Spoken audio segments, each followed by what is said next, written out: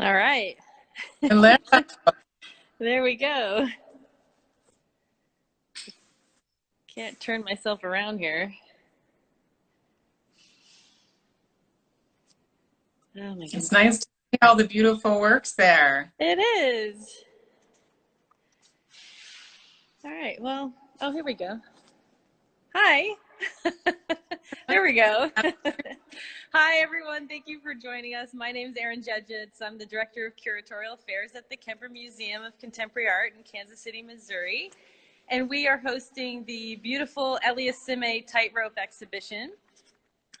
Really excited today to have Tracy Adler join us. She is the Johnson-Pote Director of the Ruth and Elmer Wellin Museum at Hamilton College in New York. And she's going to be speaking with us a few questions that I had for her about this exhibition and just like kind of some general conversations that she and I have been having over the past year or so. As we signed on as one of the venues for this traveling exhibition that has made its way across the country. So there's a couple of things I wanted to cover really quickly first. If you hear a little bit of noise in the background, it's because we're in the middle of some installation at the museum. We have a fantastic atrium project going up by Jody Manaya. That's going to be part of our atrium project in the atrium.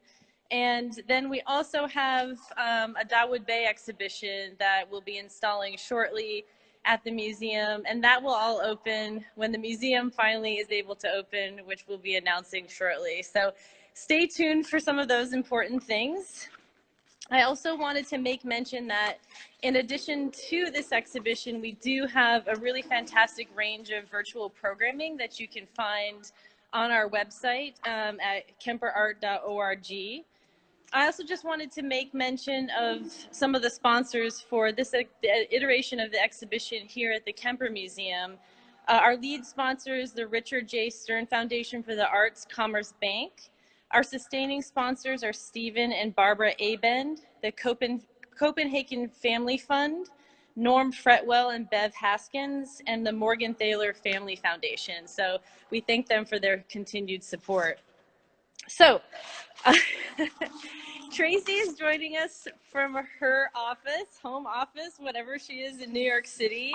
And so we're so grateful to have her here to talk a little bit about Tightrope exhibition. And I'll be sort of answering questions or asking questions and also acting camera person today as we kind of make our way through the exhibition and focus a little bit in detail on some of the works that Tracy will be discussing. So one of the exciting things about this exhibition is that Kemper Museum had an opportunity to be one of its hosts. And in conjunction with that, I also had a really fantastic opportunity to meet Elias Sime and his working partner, Meski, on a travel trip to Ethiopia. And I know Tracy has been working on this exhibition for quite some time. And so one of the questions I wanted to ask you is if you could talk to us a little bit about the title of the exhibition. It's called Tightrope, and it tends to be kind of an overarching theme of the show, but not one of the only things about the exhibition. So I wanted to see if you could lend some insight into the title of the exhibition. Sure. I mean, typically when I'm working on an exhibition, I make up the title, but in this case, basically the last 10 years of Elias's work has been part of the Tightrope series, which actually embraces a number of different sub groups of work as well. And so the whole idea of Tightrope is the notion that technology has made all kinds of communication and all kinds of things feasible, but at the same time, it has mediated our lived experiences. You know, people look more to their phone than to each other.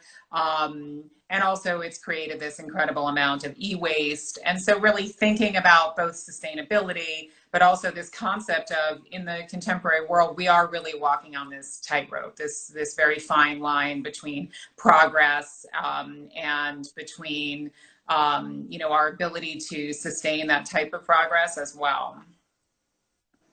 In addition, some of the works that were just panned to, we show alongside this body of work, which is tremendous. And I just made a selection from this tremendous body of the Tightrope series, are this series of work that preceded and overlapped at the beginning stages of Tightrope, which are these stitched canvases, which also incorporate buttons and other types of found materials.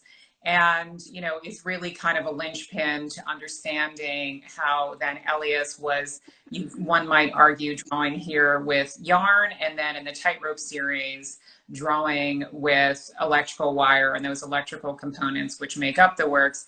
And, you know, one of the things that I would also say to visitors to urge them to see this work in person is that, you know, you have one impression of the piece from afar. Like, this is a perfect example. This is from the Ceramicist series. And then when you get up close, you see that all these stitching are actually representing ants. And here Elias works very closely with artisan communities, and he's likening the industriousness and the community of ants to, in this case, ceramicists. And there are a group of ceramic works in the show as well. And all of this work really necessitates close looking.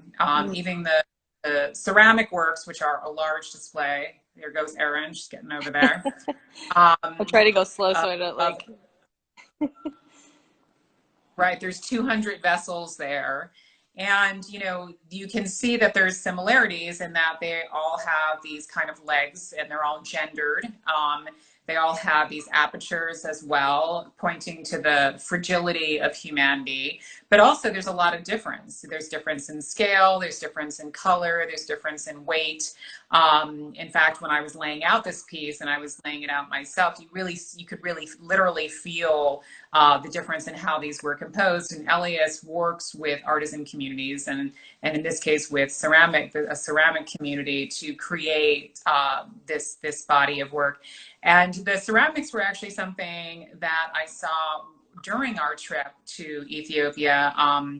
I arrived earlier than the rest of our cohort who were there to spend time with Elias and Meski to really get insight into his working process, spend time in the studio. And it was in doing so that I saw these ceramic works both in his studio and also at Zoma, which is the museum founded by Elias and Meski, which is like a sustainable museum. And I asked if they could bring some of these ceramic vessels out so I could really see them and get a sense of them. And I really, I discovered them there and urged them to consider us including them in the exhibition, and they were totally amenable to that.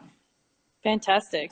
I guess that actually leads pretty nicely into my last question in terms of discovery. I wonder if you could tell us a little bit about how this exhibition came into existence.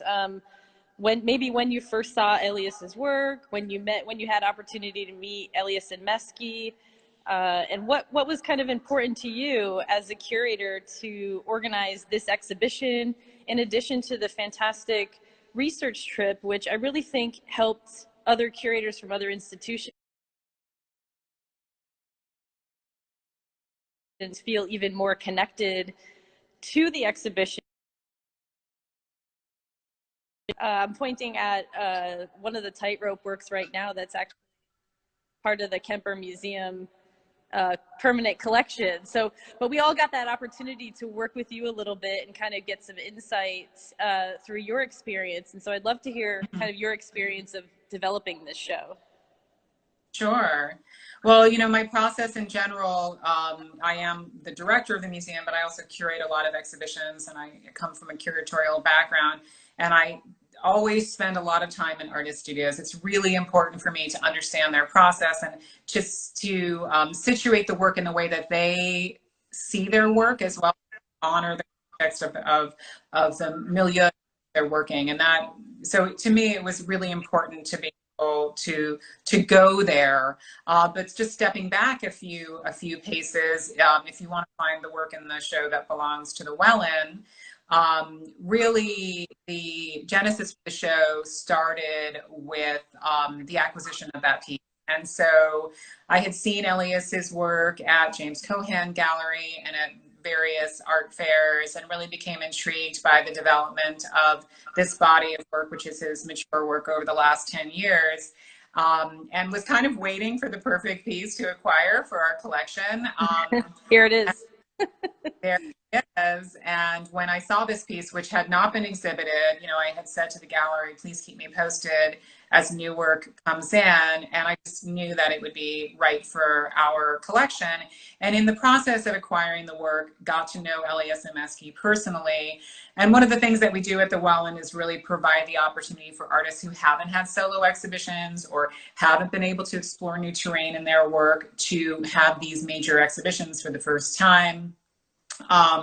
Often accompanied by a monograph, as this show is. And so it also seemed right to me. Elias had a show of some of his earlier work that predated this, but this was the first major exhibition, the first traveling exhibition to feature the Tightrope series. And I felt like it was important work. And that's something that we really look to do at the Wellin, is to provide opportunities for artists that they haven't had before. And, you know, in addition to working closely with Elias and Mesky on developing the show, we also have them here. They at the Wellin, they created a site-specific sculpture with the assistance of our students on our back patio. So really, they became ingrained in our community, and we're really it was very much a collaboration. And again, when I'm curating shows, one of the things that that I really try and do is have it be a collaborative experience. So all the works in the show were things that Elias and Mesky agreed should be in the show. So there's many long conversations about what were the signature pieces that should be in the show, but they were also very flexible, and I would say very open to things that I felt were important to include in the show.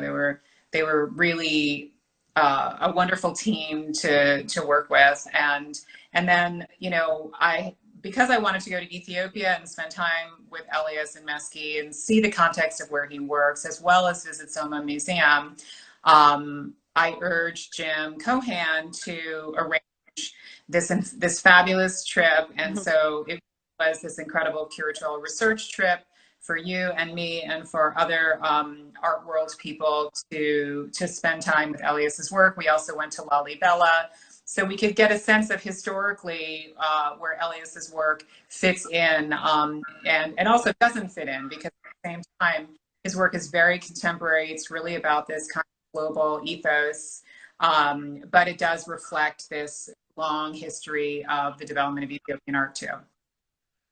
Absolutely. And you mentioned collaboration too as part of your practice.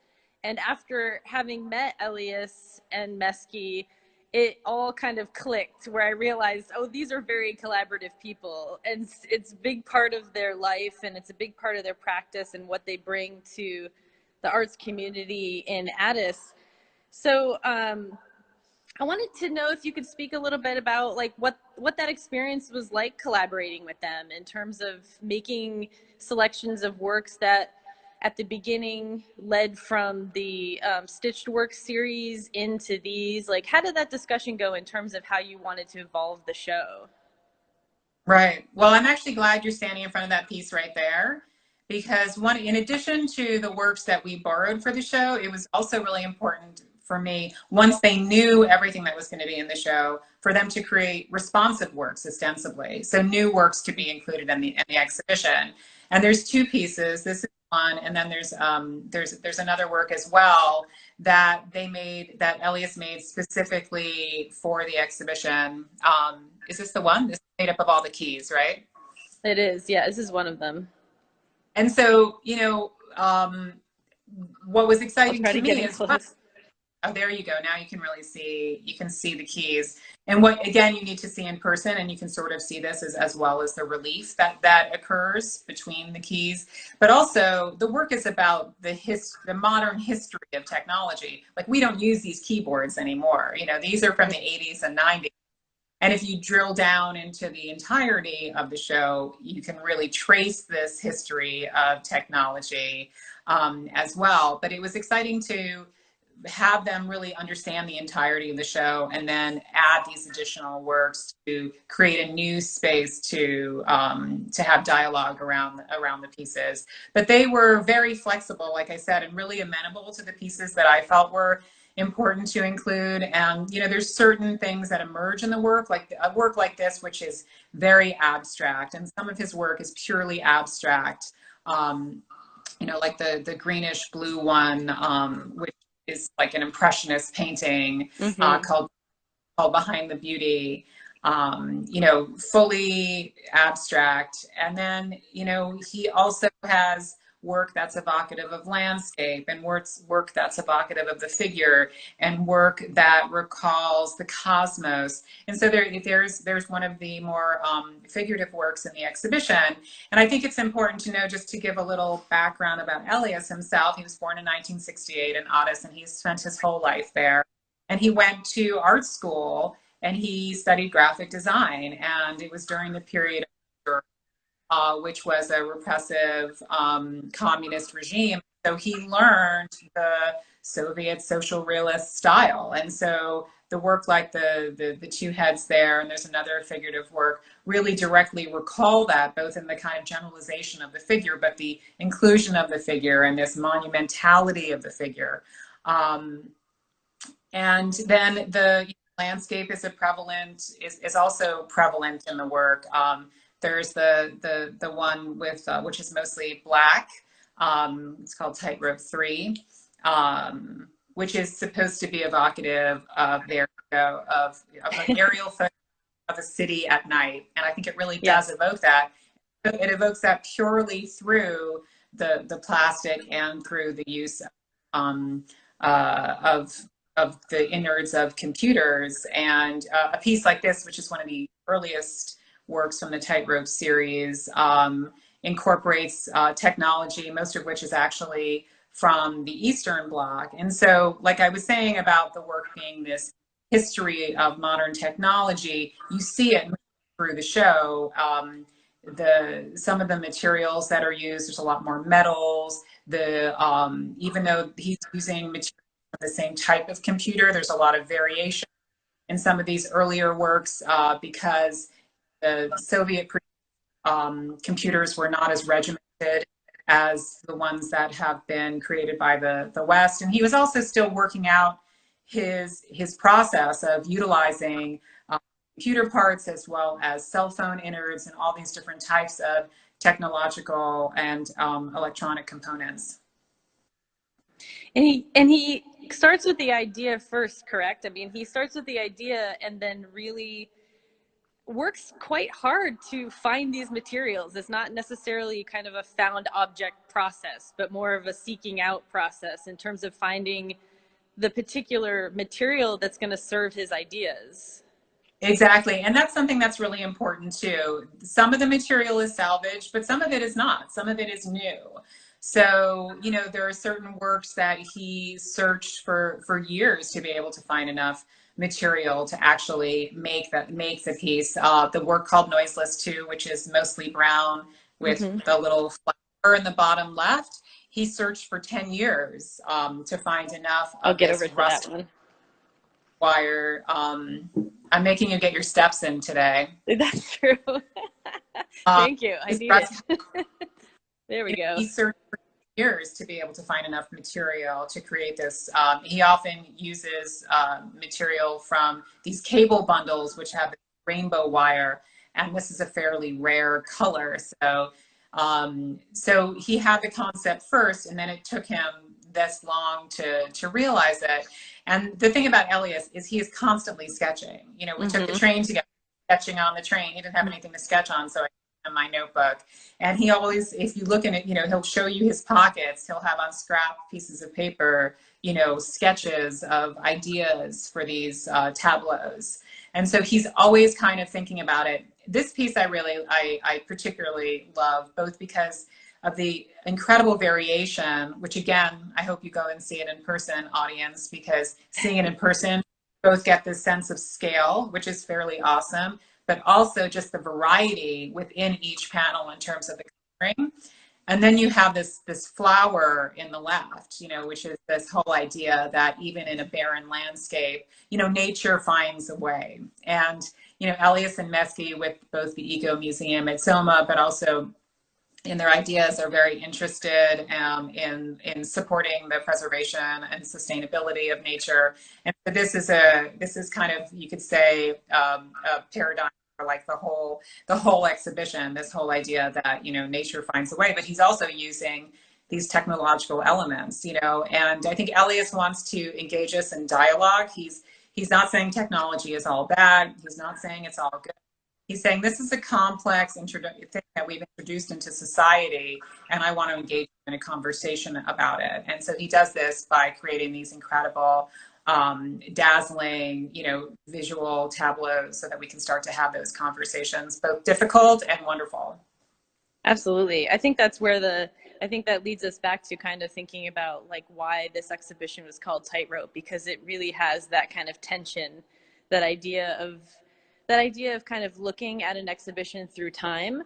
I was in this space with someone who is a computer programmer, and actually had that very similar conversation with you about different generations of computer parts. So there's an actual like geographical element to this exhibition, but an acknowledgement of time and kind of how technology has changed over time, and therefore we as individuals who try to communicate with each other, both just kind of individually and universally, have to sort of update ourselves every time we make those shifts in communication with each other.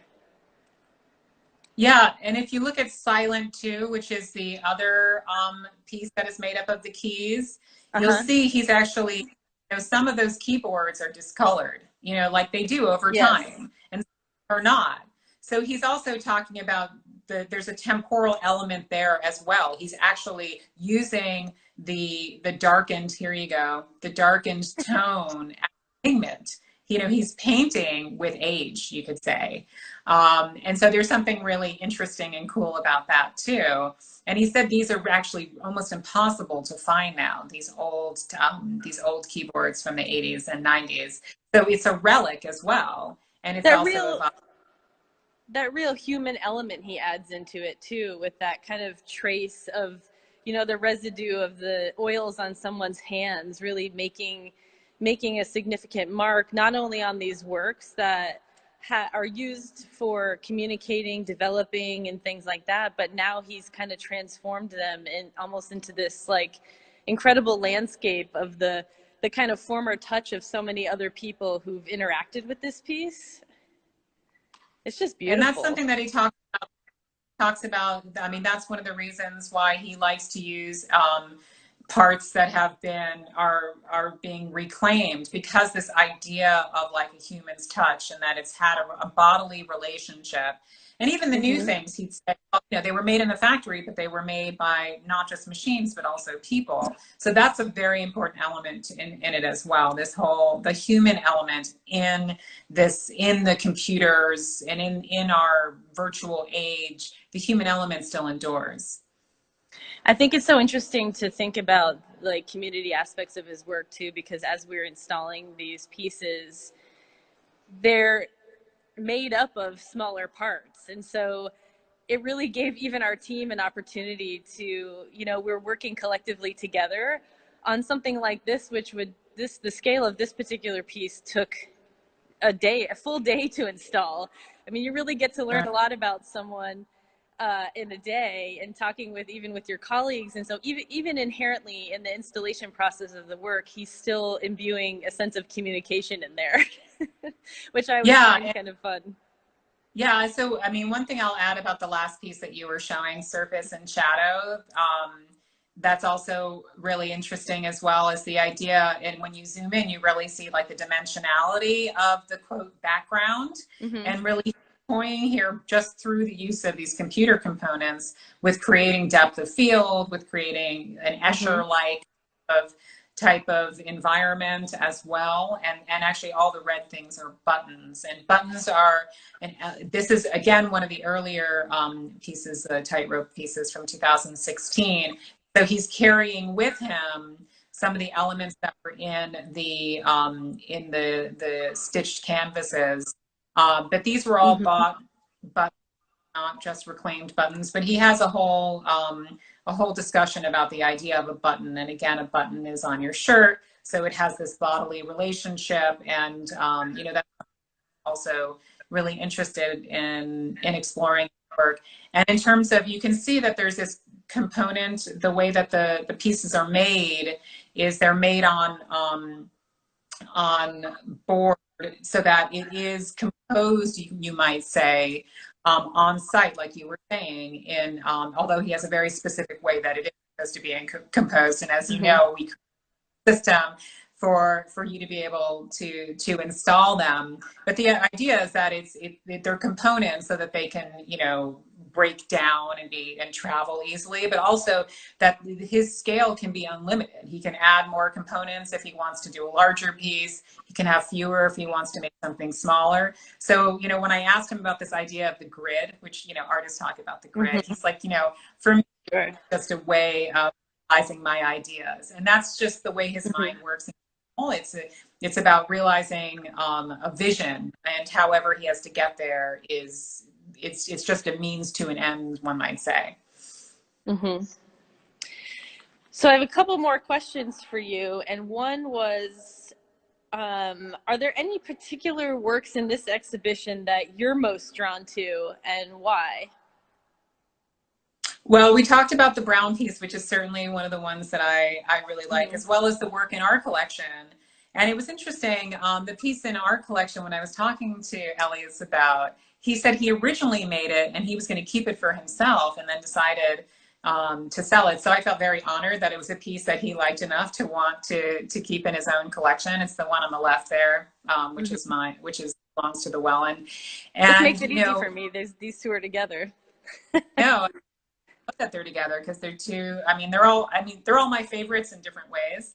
For this, it was interesting because what I liked about it was that the bottom part is evocative of figures. It's also evocative of landscape, and we also have this sort of celestial thing going on the top, which is sort of embodies a lot of the different aspects of it.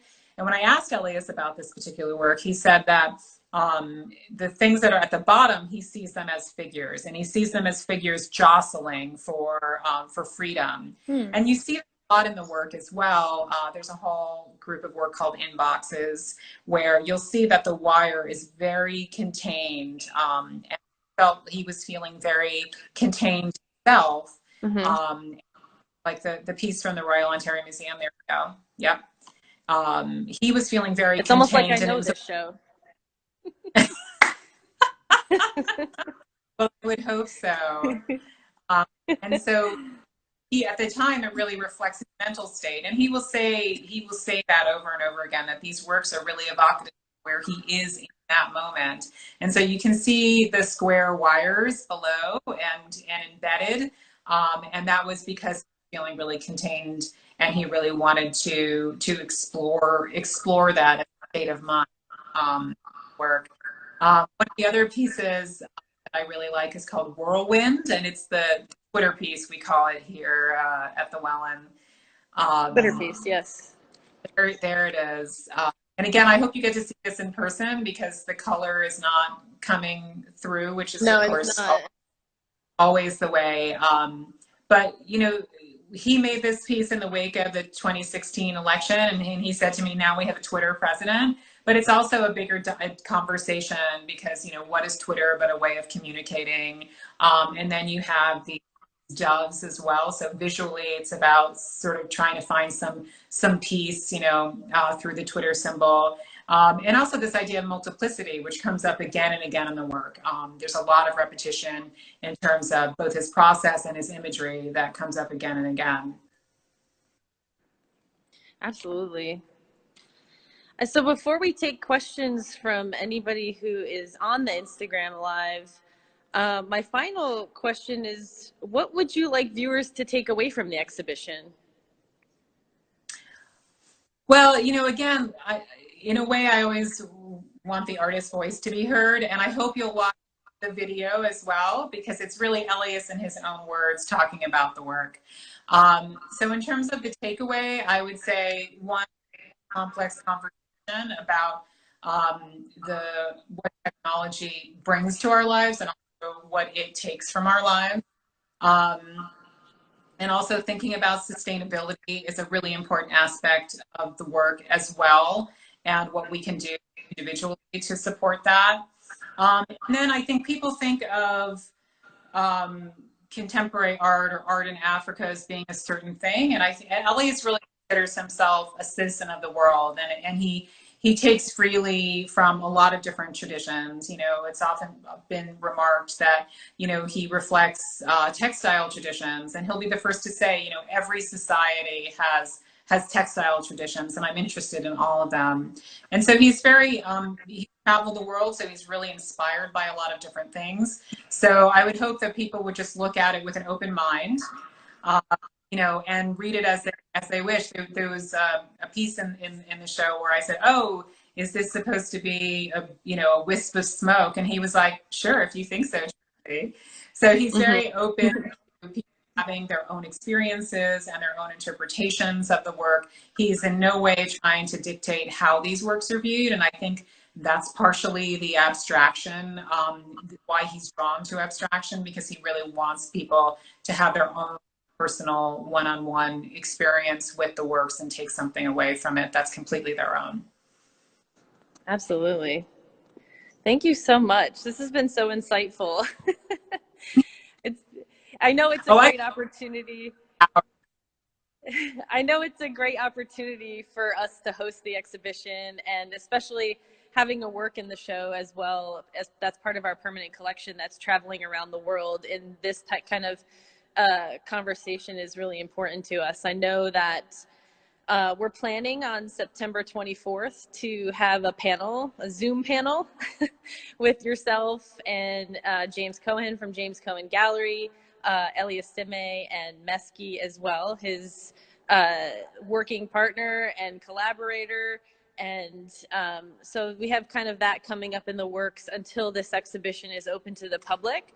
So we're planning on opening in October, and we'll be announcing some dates and rollouts and things soon. But we wanted to make sure people still had a little bit of a sneak preview on Instagram Live, which is always kind of fun. And we do what we can do, obviously, as an institution while we continue to be safe. So this is a nice opportunity. We also have virtual offerings on the Kemper Museum's website, as well as some preliminary really beautiful installation shots of the show. We also have the catalog available that the Wellin Museum produced in conjunction with this exhibition. So there's a lot of great touchstones until we can kind of meet together again and see this work in person. But so one of the questions that we have is how much do one of the panels weigh? Well, I think each of them is a little bit different because each of them is made up into several panels oftentimes.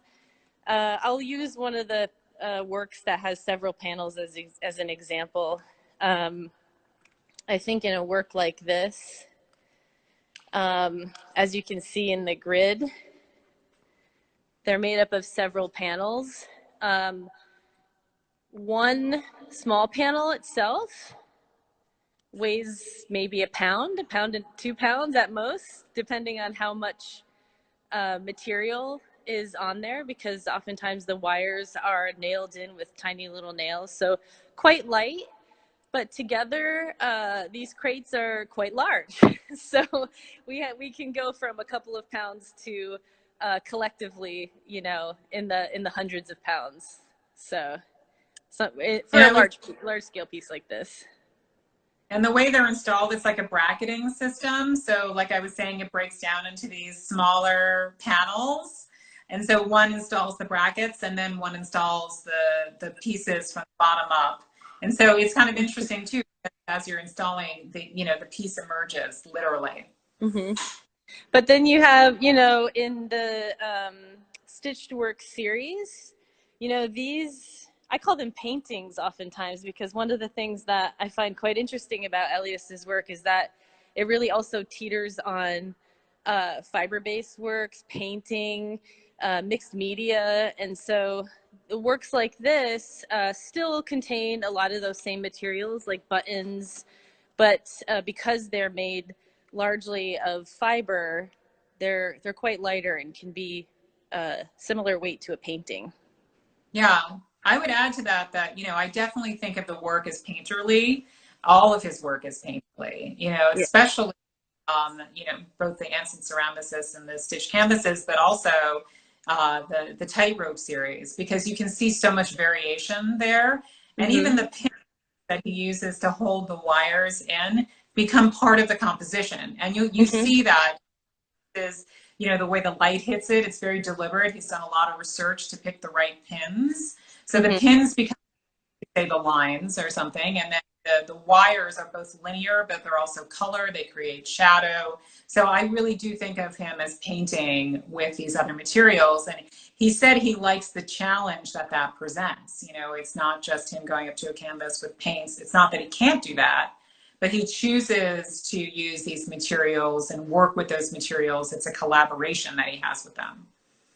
All the materials have a major purpose to it within the works themselves. Another question is, what was it like visiting the Zoma Museum? It was otherworldly, I think. I mean, Yeah. one of the fantastic things is to learn that not only is it a place for art and education, but it is built with sustainability in mind and a care for not for the landscape itself, the city and the community. Meske had mentioned that the rock walls that were built were designed to create clean water runoff because it abuts a major river that runs through Addis. There is a real concentration on food and eating and how children learn the importance of that in their lives. There's spaces where Elias is making the buildings himself, so there's a real attention to the history of architecture in Addis and in Ethiopia, but in a very modern sense, in a way that he is really contributing to the continued longevity of how we see Ethiopian architecture kind of visualized in the modern day. It's lush, it's gorgeous. I recommend to anybody who has a chance to visit. It's a real place of community and education. I don't know if you wanted to comment on that as well, Tracy. I would love to add to that. There's actually also a school for K through fourth grade, and I was able to sit in on a meeting with the parents in which I didn't understand what they were saying, but Meske translated for me.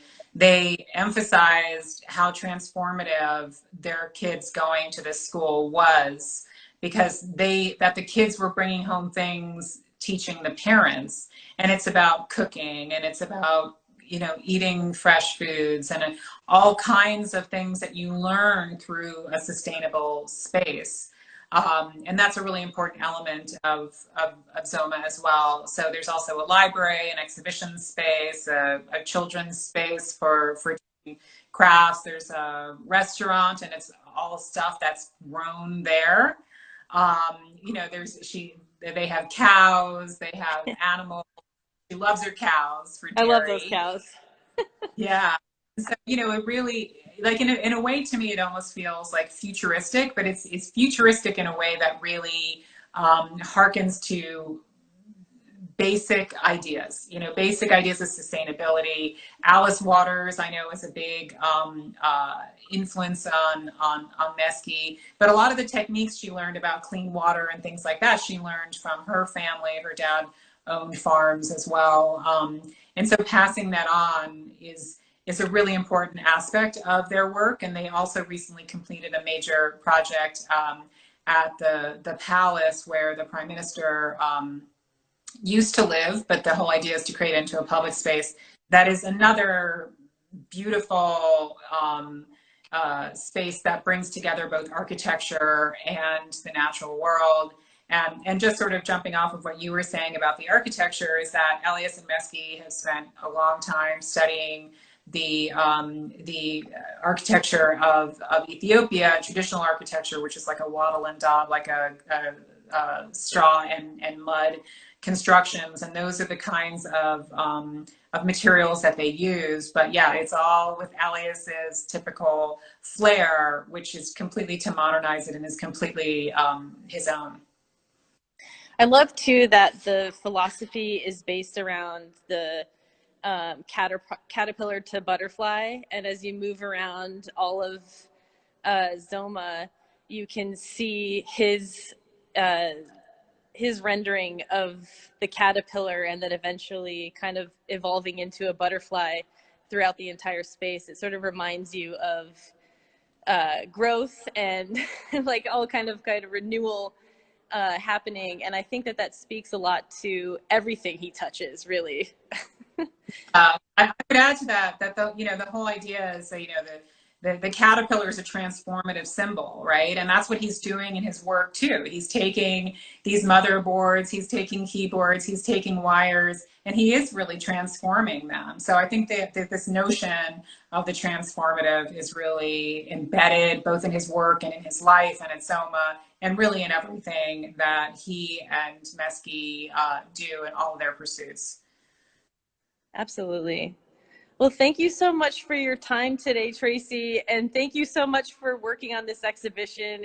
In curating this exhibition. It's incredible, and we're so happy to have it here at the Kemper Museum, and we will be sure to let everyone know exactly when we'll be having public openings and having people be able to see the work in person, which is really what we need right now. So thank you for inviting me, and it's so great to see the show again. It's like seeing old friends.